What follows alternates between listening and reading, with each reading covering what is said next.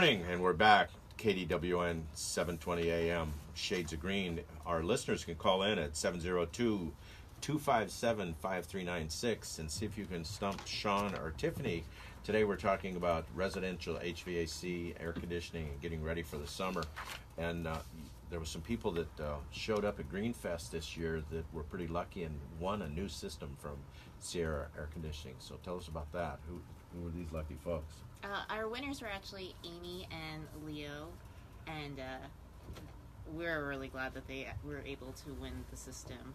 They were telling me when we went to the installation that last summer it was starting to go out, and they had their neighbor come over and just kind of banged on the system a couple times, and it started back up. But it was like the last couple days of summer, so when they started it up this year, it just went out the night before we installed it. So we had excellent timing, and I'm so glad we were able to help them with that. Timing's everything. We want to thank you for that fine gift that you brought to Greenfest this year, and I hope you'll be back next year with the same kind of offering.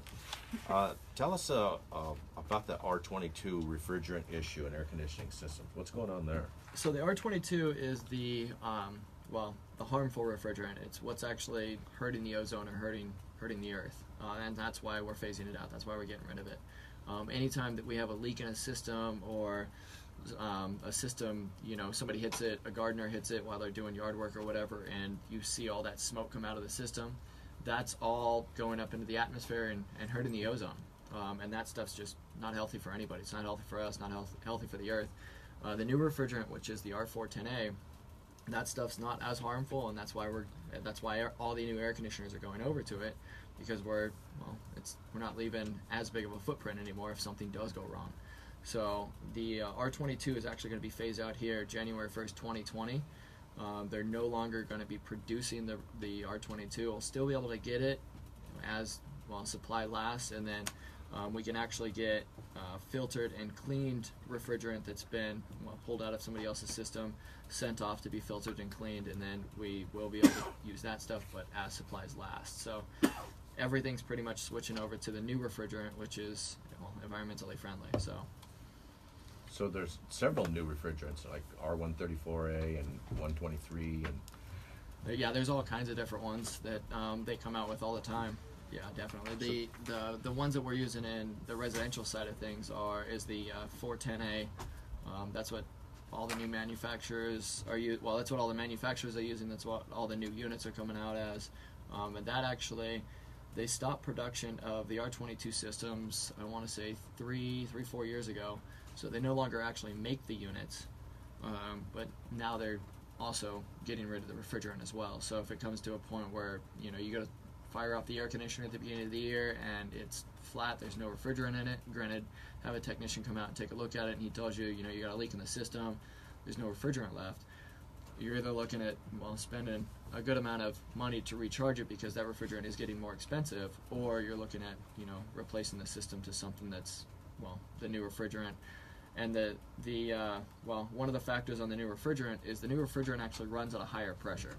So it's not like we can just replace, unfortunately, the outside unit. We have to match the whole system to be able to use it, because we run it at higher pressure. If we matched a low pressure system with a high pressure system, we're going to spring a leak, and then we're going to be back at square one where we don't have air conditioning again. So the system needs to be matched anytime we are going from the old stuff to the new stuff. That way we're not having problems in 6 months, a year, 2 years, something like that. So you can't convert an R22 system to a 140? No, unfortunately. Or 410? 410, yeah. Or 12 gauge or anything. And let's talk about how you run your home. What is an optimal temperature to run your home temperature during the day or at night, or I guess some of it's personal preference, but what are your recommendations? So during the day, keep it a little bit warmer. The system does have to, if you start keeping it below 74, 75 degrees during the day, the system's going to have to work really hard to keep up. Keeping it 78, 80 degrees during the day is not going to be too bad. The system will be able to maintain and keep it comfortable, but you're not killing yourself on the electric bill. The system will turn on and off and save power and not run when it can, then turn back on when it needs to. Cranking it down to 72, 74 during the day, that system's going to have to run literally all day to keep up.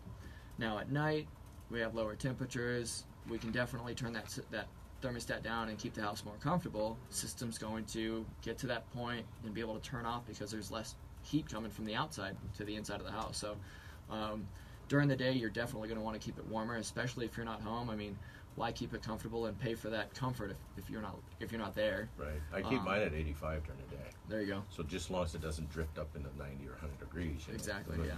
Again, air conditioning and the comfort's about the airflow. So Yeah. when you come home, it could be 85 in there, but if your air conditioning's running and there's airflow, you'll be somewhat comfortable. Yeah. So it's better to keep it running all day, even at a higher temperature. than Exactly. shutting it Yeah, off. you want to leave it on. The biggest factor on air conditioning that a lot of people don't think is, well, it's air conditioning. All we're doing is conditioning the air. Actually, we're conditioning the whole space inside the home. So the flooring, the furniture, the walls, the TV, everything. We're now having to re-cool that down. So it's not just, oh, we got to cool the air. We've got to literally cool the whole inside of the house. So the system does sometimes have to take a little bit longer to catch up. But once you get it under control, it's much easier to maintain. So you're conditioning the mass, if you will, inside the home as well. Correct. Yep.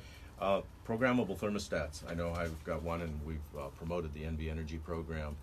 Having a programmable thermostat, and now they're web-based, so I don't ever even touch my thermostat. I Yeah. do everything on my cell phone. It's a lot easier that way. I Yeah. never even get out of my chair. I just connect on my phone and change the temperature. Yeah, some of the new thermostats you can actually set up alerts. So if the house stops cooling for whatever reason, you'll get an alert on your phone saying that the air conditioner is not working. So if you're at work or the movies or the grocery store or even out of town, and the AC goes out, you'll find out on your phone right away instead of finding out when you come home later that week or later that day, whatever, and it's 97 degrees and not comfortable. So yeah, the programming thermostat is much more efficient way to do it, because then you're not having to, oh, well, I left for work and I forgot to turn it from 74 to 78 when I was heading to work. So it just gives you that flexibility of not having to remember so much, because we all have stressful and very busy lives nowadays, so it makes it a lot easier that way. We do. And one of the things is the air quality in your home. How, besides the filter, is there anything we can do to improve the air quality in the home? Really, the best way to control the air quality in the home, because the problem with homes nowadays is they're building them so tight that once we get the contaminants inside the house, if we don't have a way to get it out or clean it or purify it, it's just going to sit there and circulate. A lot of the store-bought filters aren't good enough to catch that fine stuff, so it just sits there and circulates, and we end up breathing it over and over and over again. Whereas the better quality filters, along with the UV lights for purification, we can actually get rid of those bacteria, viruses, germs that the kids bring home from school. We can get rid of all those allergens that are landing on the dogs when the dogs are rolling around in the grass and then bringing them inside, and now all that's bouncing around the house. So with the better filtration, I mean, unless we're either gonna us personally live in a bubble or completely just open up the house, once those contaminants get in the home, they kind of get stuck there, because we keep the windows, the doors, everything closed and locked up. So a little fresh air now and then wouldn't hurt things to Wouldn't hurt open at the all. doors and let the air flow through. exactly. Well, we appreciate you being here and helping us understand the air conditioning in the homes this week, and we hope everyone will tune in next week to Shades of Green on KDWN.